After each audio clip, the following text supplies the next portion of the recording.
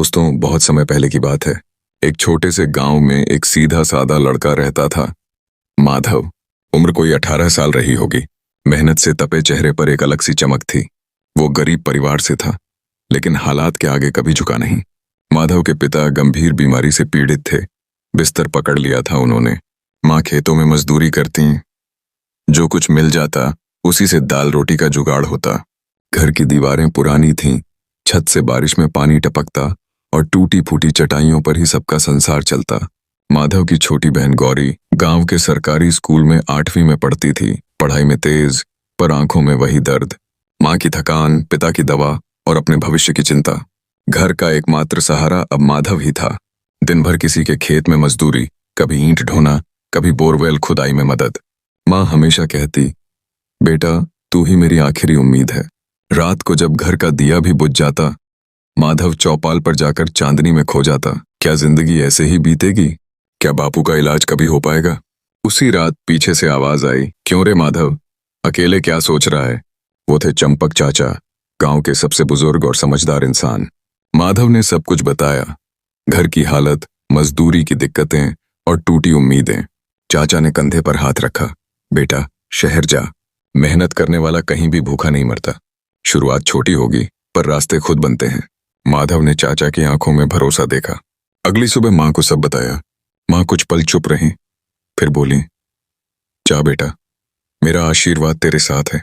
गौरी ने भी चुपचाप देखा। आंखों में सवाल भी थे और उम्मीद भी। माधव ने पोटली में 2 सूखे पराठे रखे और पैदल ही निकल पड़ा उस छोटे शहर की ओर। शहर गांव से बड़ा था, तेज भी। हर कोई भाग रहा था, पर काम कहीं नहीं। दिन भर ढाबों, दुकानों, होटल्स में पूछा, भैया कुछ काम मिलेगा? हर जगह वही जवाब, अभी नहीं चाहिए। शाम तक जेब खाली, पेट में सिर्फ 2 पराठे। रात गुजारने की जगह भी नहीं। बस स्टैंड के शेड के नीचे एक रिक्शा वाला मिला। माधव ने कहा, भैया रात भर यहीं रह लूं क्या? रिक्शा वाला कुछ देर सोचता रहा, फिर बोला, रह जा भाई, कल से मेरे साथ चल। रिक्शा चलाना आता है तो काम मिल जाएगा। अगली सुबह वह उसे एक सेठ के पास ले गया जो रिक्शा किराए पर देता था। RS-20 रोज का किराया, बाकी कमाई अपनी।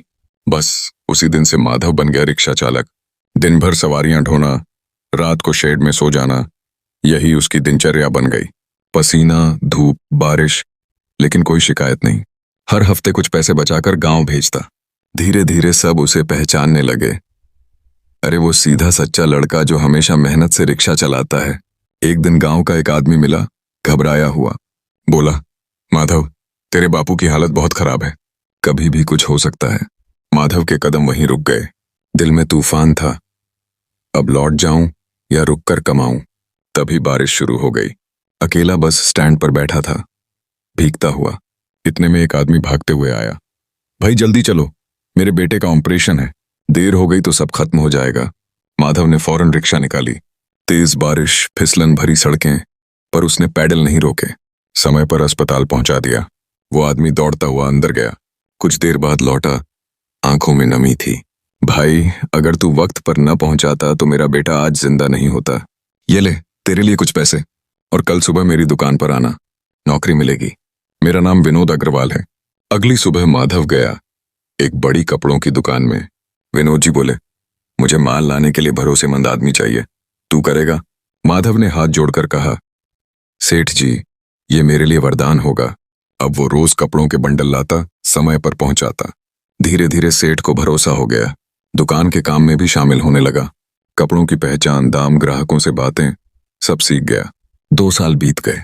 अब वो लड़का जो कभी बस स्टैंड के नीचे सोता था, विनोद अग्रवाल की दुकान का भरोसेमंद कर्मचारी बन चुका था। हफ्ते में एक दिन गांव जाता। पिता की दवाइयां, माँ के लिए साड़ियां, बहन के लिए किताबें। घर में अब उम्मीद लौट आई थी। एक दिन उसने सेठ से कहा, सेठ जी सोच रहा हूं अपने गांव में छोटी सी कपड़ों की दुकान खोल लूं, माल आपसे लूंगा। सेठ मुस्कुराए, तू मेरा बेटा है माधव, जितना चाहिए उतना माल ले जा। और ऐसे शुरू हुई माधव की नई कहानी। गांव में पहली बार इतनी बड़ी कपड़ों की दुकान खुली। लोग हैरान थे, अरे ये तो वही माधव है।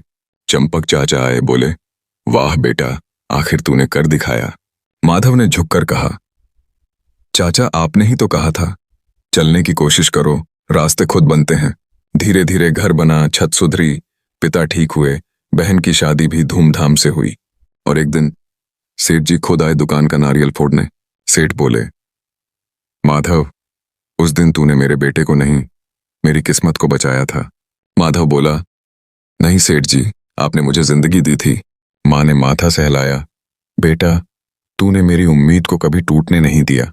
और दोस्तों, माधव की कहानी हमें यही सिखाती है कि हालात कितने भी कठिन क्यों न हो, मेहनत, ईमानदारी और हौसला हमेशा जीतते हैं। हर अंधेरी रात के बाद नई सुबह जरूर आती है। कभी हार मत मानो।